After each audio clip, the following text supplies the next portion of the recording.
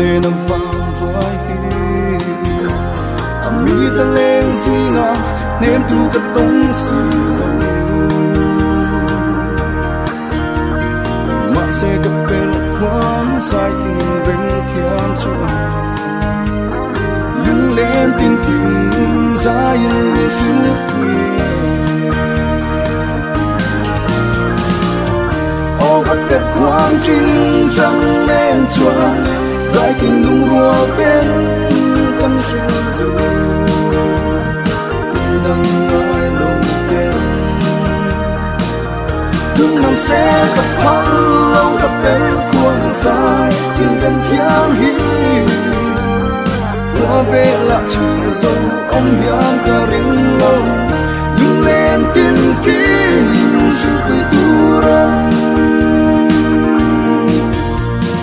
nung huy ngày đúng lệ chỉ dài mít trôi vui à sự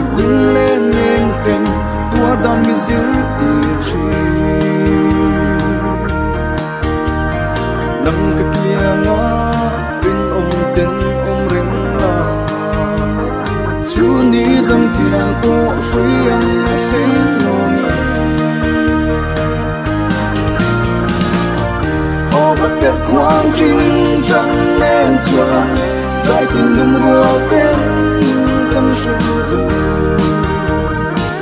đừng ai đâu tên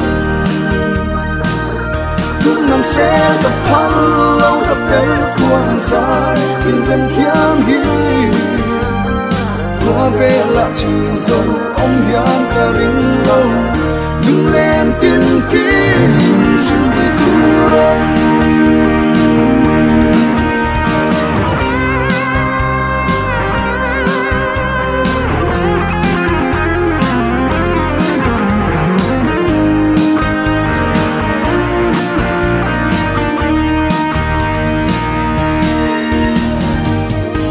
giấc mình hầm môi chua nghe và môi qua về thăng chúa kê rồi tình rem thiếu cho nắng nghe ô bất biệt khoang trinh răng nên chúa giải tình đúng rùa tên căn sự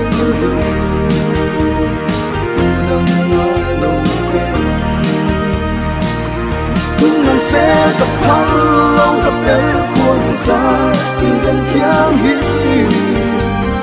qua về là chỉ dấu ông hiền cả riêng lâu